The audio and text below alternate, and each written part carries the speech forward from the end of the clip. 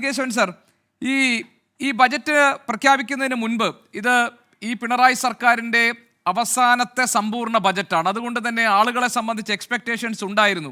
അതിന് തൊട്ട് മുൻപ് വന്നിട്ടുള്ള ചില വിവരങ്ങൾ അനുസരിച്ച് ക്ഷേമ പെൻഷൻ, അതായത് ഇടതുമുന്നണി നൽകിയിരുന്ന വാഗ്ദാനം എന്ന് പറഞ്ഞത് 2500 ഉയർത്തുമെന്നായിരുന്നു. എന്തായാലും 100 രൂപയുടെയെങ്കിലും ഒരു വർധന ഉണ്ടാകുമെന്ന് കരുതി, ശമ്പള പരിഷ്കരണം ഉണ്ടാകുമെന്ന് കരുതി. അങ്ങനെ ഒരു ജനപ്രിയ പ്രഖ്യാപനവും ഈ ബജറ്റിൽ കണ്ടില്ല. അതിലുള്ള നിരാശ സാധാരണക്കാരായ ആളുകൾക്കുണ്ടായേക്കാം. പക്ഷെ അതിനപ്പുറം നമുക്ക് പ്രതീക്ഷ തരുന്ന ഒരു വാചകം ധനമന്ത്രി അദ്ദേഹത്തിൻ്റെ പ്രസംഗത്തിൻ്റെ തുടക്കത്തിൽ പറഞ്ഞു. അതായത് നമ്മുടെ നാടിലെ സാമ്പത്തിക സ്ഥിതി പതുക്കെ പതുക്കെ മെച്ചപ്പെടുന്നുണ്ട് എന്ന്. അങ്ങനെ മെച്ചപ്പെടുന്നതിൻ്റെ സൂചന റിഫ്ലക്റ്റ് ചെയ്യുന്ന, അത് പ്രതിഫലിക്കുന്ന ഒരു ബജറ്റായി താങ്കൾ ഇതിനെ കാണുന്നുണ്ടോ? പദ്ധതി വിഹിതം കൂട്ടുന്നു എന്ന് പറയുമ്പോൾ തന്നെ 50% പദ്ധതി വിഹിതം വെട്ടിച്ചുരുക്കിയ ഒരു സർക്കാരിന് ഇതൊരു ക്ലെയിമായി മുന്നോട്ട് വയ്ക്കാൻ കഴിയുമോ? നമ്മുടെ നിലവിലുള്ള ധനസ്ഥിതിയെ മറികടക്കാൻ പാകത്തിലുള്ള പുതിയ ധനാഗമന മാർഗങ്ങൾ, പുതിയ സ്രോതസ്സുകൾ കണ്ടെത്തുന്നതിൽ ഈ ബജറ്റ് വിജയിച്ചിട്ടുണ്ടോ ആദികേശവൻ സാർ? അതെ, ഈ ബഡ്ജറ്റ് പ്രസംഗം തുടങ്ങിയപ്പോൾ എല്ലാവരെയും പോലെ നമുക്കും വലിയ ആശ്വാസമുണ്ടായിരുന്നു. കാരണം ധനമന്ത്രി പറഞ്ഞു തുടങ്ങിയത് ക്രൈസിസ് നമ്മുടെ പുറകിലായി, അല്ലെങ്കിൽ ഇത് വേഴ്സ്റ്റ് ഇതുവരെയുള്ളതിൽ ഏറ്റവും വിഷമകരമായ അവസ്ഥ നമ്മൾ തരണം ചെയ്തു. ഇനി സർക്കാരിന് അത്രത്തോളം ഞെരുക്കമില്ല എന്നുള്ള വാക്കുകളൊക്കെയാണ് ആദ്യത്തെ 3-4 പാരഗ്രാഫിൽ നാം കണ്ടത്. പിന്നെ ബഡ്ജറ്റിൻ്റെ അവതരണത്തിലും സാധാരണ ഈ സർക്കാരിൻ്റെ നയവുമായിട്ട് കൂട്ടിച്ചേർത്ത് വായിക്കാവുന്ന കുറേ പദ്ധതികൾ അദ്ദേഹം അനൗൺസ് ചെയ്യുകയുണ്ടായി. അതെല്ലാം നല്ല കാര്യങ്ങൾ തന്നെ. 1-2 ഉദാഹരണത്തിനായി ഞാൻ പറയാം. ഇപ്പോൾ ഗ്ലോബൽ കേപ്പബിലിറ്റി സെൻറ്റർ എന്ന് പറയുന്നത് കേരളത്തിൻ്റെ അടിസ്ഥാന സൗകര്യങ്ങളുമായിട്ട് ഒത്തുചേർന്ന് നമുക്ക് കാര്യമായ മുന്നേറ്റം കൈവരിക്കാൻ സാധിക്കുന്ന ഒരു മേഖല തന്നെയാണ്. അതായത് ബാക്ക് ഓഫീസ്. ഇപ്പോൾ തന്നെ എനിക്ക് തോന്നുന്നത് നിസ്സാൻ എന്ന് പറയുന്ന കമ്പനിയുടെ ഈ ബാക്ക് ഓഫീസും മറ്റുള്ള റിസർച്ച് അതുപോലത്തെ കാര്യങ്ങളൊക്കെ നമ്മുടെ തിരുവനന്തപുരത്തൊരു ഗ്ലോബൽ കേപ്പബിലിറ്റി സെൻറ്റർ എന്ന് വിളിക്കാവുന്ന ഒരു ഓഫീസുണ്ട്. അതേപോലെ EY ഏൺസ്റ്റ് ആൻഡ് യങ് ഉണ്ട്. പക്ഷേ കർണാടകത്തിലും തമിഴ്നാട്ടിലും നമ്മളെക്കാളെല്ലാം എത്രയോ മടങ്ങ് കൂടുതൽ ഈ GCC. അപ്പോൾ GCC എന്ന് പറയുന്ന ഒരു ഇൻവെസ്റ്റ്മെൻറ്റിനെ ആകർഷിക്കാനായിട്ട് സർക്കാർ ശ്രമിക്കും എന്ന് പറഞ്ഞു. പിന്നെ പറഞ്ഞത് നമ്മുടെ ഇപ്പം വികസനത്തിൻ്റെ കാര്യത്തിൽ എടുക്കുകയാണെന്നുണ്ടെങ്കിൽ തുറമുഖം, തെക്കൻ കേരളത്തിലെ തുറമുഖം സാധ്യതയുണ്ടെങ്കിൽ അത് ഫോളോ അപ്പ് ചെയ്യുമെന്ന് പറഞ്ഞു. പുനലൂർ, കൊല്ലം, വിഴിഞ്ഞം ത്രികോണ വികസന മേഖല നേരത്തെ പറഞ്ഞതാണെങ്കിലും അതിലൊക്കെ ഊന്നൽ കൊടുത്തു. മുനിസിപ്പൽ ബോണ്ട് വഴി നമ്മുടെ തദ്ദേശ സ്വയംഭരണ സ്ഥാപനങ്ങൾ 6 കോർപ്പറേഷനും ഏകദേശം 90-95 മുനിസിപ്പാലിറ്റികളുമുണ്ട്. അവയ്ക്ക് വിഭവം സമാഹരിക്കുവാൻ വേണ്ടിയിട്ടുള്ള വഴിയൊരുക്കുന്ന നല്ല കാര്യങ്ങളൊക്കെ തന്നെയാണ്.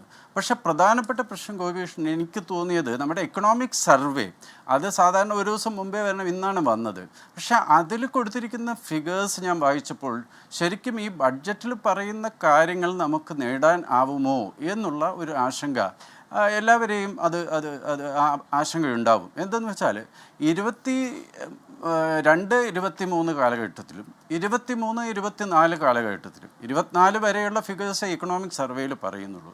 നമ്മുടെ ആഭ്യന്തര ഉൽപ്പാദനത്തിൻ്റെ വളർച്ച, സംസ്ഥാനത്തിൻ്റെ SDP ഗ്രോത്ത് ദേശീയ ആവറേജിനേക്കാളും കുറഞ്ഞ തോതിലായിരുന്നു. 22-23 ദേശീയ ഗ്രോത്ത്, നാഷണൽ GDP ഗ്രോത്ത് 7.2 ആയിരുന്നെങ്കിൽ നമ്മുടെ ഗ്രോത്ത് സർവേ പറയുന്നതാണ് 4.2. 23-24 നമുക്കെല്ലാം അറിയാവുന്നതുപോലെ 8.2 ആയിരുന്നു ദേശീയ GDP ഗ്രോത്ത്. സംസ്ഥാനത്തിൻ്റെ GDP 6.5 ഉള്ളൂ. അപ്പോൾ സംസ്ഥാനത്തിൻ്റെ ആഭ്യന്തര ഉൽപ്പാദനം അല്ലെങ്കിൽ സമ്പദ്ഘടന ദേശീയ ആവറേജിനൊപ്പം പോലും വളരുന്നില്ല. അതവിടെ നിൽക്കട്ടെ. പിന്നെ ഈ ചെലവിൻ്റെ കാര്യത്തിലുള്ള ഇത് ബഡ്ജറ്റിനെ ഒരു രാഷ്ട്രീയ വിമർശനമല്ല. ഇത് ഫിഗേഴ്സിൻ്റെ അടിസ്ഥാനത്തിൽ ഗോപികൃഷ്ണൻ നമ്മൾ നോക്കുമ്പോൾ കഴിഞ്ഞ 3 വർഷത്തെ ഓഡിറ്റഡ് അക്കൗണ്ട്സ് എടുത്താൽ, അതായത് 21-22, 22-23, 23-24 അതുവരെയുള്ള ഓഡിറ്റഡ്, അതായത് സർക്കാർ ചെലവാക്കി അതിൻ്റെ ഓഡിറ്റിംഗ് കഴിഞ്ഞു, ആ ഫിഗേഴ്സ് ഫൈനലാണ്. ഇപ്പം 23-24 കാര്യം നമ്മളെടുത്താൽ കഴിഞ്ഞ സാമ്പത്തിക വർഷം ബഡ്ജറ്റിൽ പ്രതീക്ഷിച്ച തുക, ചിലവാക്കാനായിട്ട് പ്രതീക്ഷിച്ച തുക ഒരു മിനിറ്റേ ഉള്ളൂ. ഗോപികൃഷ്ണൻ എന്തെങ്കിലും പറഞ്ഞോ? ഇല്ല സാർ, ഞാൻ പറഞ്ഞില്ല, ഞാനൊന്ന് പറയാൻ ആഗ്രഹിക്കുന്നുണ്ട്. കാരണം ഈ അല്ല സാർ, അതായത് 1,59,000 കോടിയായിരുന്നു ആ വാർഷിക ചെലവ് കഴിഞ്ഞ വർഷത്തേതെങ്കിൽ ഇത്തവണത്തേത് എസ്റ്റിമേറ്റായി പറയുന്നത് 1,78,800 കോടിയാണ് മാർച്ച് വരെ. ചെറിയ ചില വ്യത്യാസങ്ങൾ അങ്ങോട്ടോ ഇങ്ങോട്ടോ വരാം എന്നാണ് ധനമന്ത്രി പറയുന്നത്. മാത്രമല്ല 1,80,000 വരെ അതിന്റെ തൊട്ടടുത്ത വർഷത്തേക്ക് നമ്മൾ കണക്ക് കൂട്ടുന്നുമുണ്ട് എന്ന് ധനമന്ത്രി നേരത്തെ കൂട്ടി പറയുകയും ചെയ്യുന്നു. ഒരു ആത്മവിശ്വാസം ഇല്ലാതെ അദ്ദേഹത്തിന് ഈ ഒരു കണക്ക് അവതരിപ്പിക്കാൻ കഴിയില്ലല്ലോ സർ. അല്ല ഗോപികൃഷ്ണൻ, അവിടെ ആത്മവിശ്വാസം ഞാൻ മുഖവിലേക്ക് തന്നെ എടുക്കുന്നു. കാരണം ബഹുമാനപ്പെട്ട ധനമന്ത്രിയും ഉദ്യോഗസ്ഥരും പഠിപ്പൊന്നും കൂടാതെയല്ലോ ഈ ഫിഗേഴ്സ് എഴുതി കൂട്ടുന്നത്. പക്ഷേ നമ്മുടെ മുമ്പിലുള്ള ഫിഗേഴ്സ് മാത്രം എടുത്താൽ 23-24 ബഡ്ജറ്റ് അവതരിപ്പിക്കുമ്പോൾ നാം പ്രതീക്ഷിച്ച, ഞാൻ സർക്കാർ പ്രതീക്ഷിച്ച എന്ന് പോലും പറയുന്നില്ല, കാരണം നമ്മളെല്ലാം അതിൻ്റെ ഭാഗമാണല്ലോ, നാം പ്രതീക്ഷിച്ച ചെലവ് 1,76,000 കോടി ബഡ്ജറ്റ് അവതരിപ്പിച്ച ദിവസം ഉള്ള കണക്ക്. ആക്ച്വലായിട്ട് 23-24 വർഷാവസാനം ചെലവഴിക്കപ്പെട്ടത് ഓഡിറ്റഡ് ഫിഗർ 1,59,000. അതായത് പ്രതീക്ഷിച്ചതിലും 17,000 കോടി കുറവ് മാത്രമേ നമുക്ക് ചിലവ് വഹിക്കാൻ സാധിച്ചിട്ടുള്ളൂ. ഒരു വർഷത്തെ ആണെങ്കിൽ നമുക്കങ്ങ് വിടാം, അതിലൊരു ട്രെൻഡില്ല. 22-23 ഇതേപോലെ ബഡ്ജറ്റിൽ പ്രതീക്ഷിച്ച ചിലവ് അല്ലെങ്കിൽ ബഡ്ജറ്റിൻ്റെ തുക 1,73,000. ആക്ച്വൽ ചെലവ് നടത്താൻ സാധിച്ചത് 1,58,000.